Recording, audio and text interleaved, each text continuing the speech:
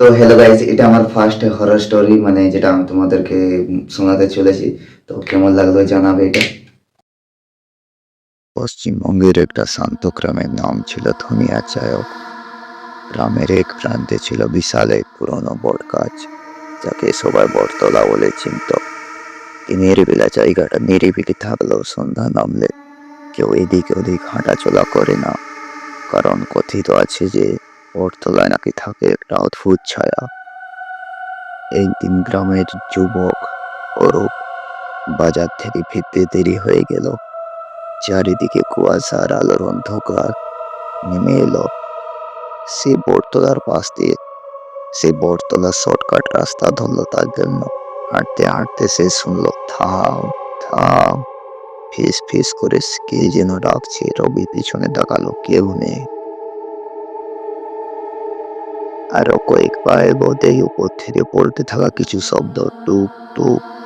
রবি ভাবলো হয়তো পাতানোর ঝি, কিন্তু এবার স্পষ্ট শোনা গেল, আমাকে কে দেখলো। ঘাড় বেয়ে ঠান্ডা স্রোত নেমে গেল রবির। হঠাৎ বট গাছের ডালাগুলো অকারণে দুলতে লাগলো ঝরে ঝরে।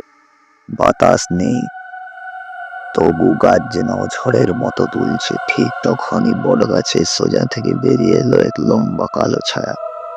ধীরে ধীরে ছায়াটা আরো লম্বা, আরো গাঢ় হয়ে উঠলো, আর দুটো চোখ যেন জ্বলছে লাল আলোয়।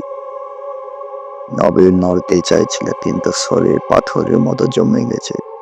ছায়াটা কাছে এসে ফিস ফিস করে বলল, এ পথ আমার। ঠিক সেই মুহূর্তে গ্রামের কুকুরগুলো জোরে জোরে ঘেউ ঘেউ করে দৌড়ে এলো।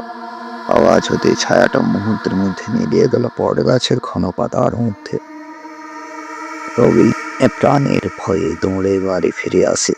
সকালে গ্রামের লোকে গিয়ে সেখানে বট গাছের গোড়ায় মাটিতে গভীর আঁচড়ের দাগ দেখে কেউ ধারালো দম দিয়ে কেটে গেছে।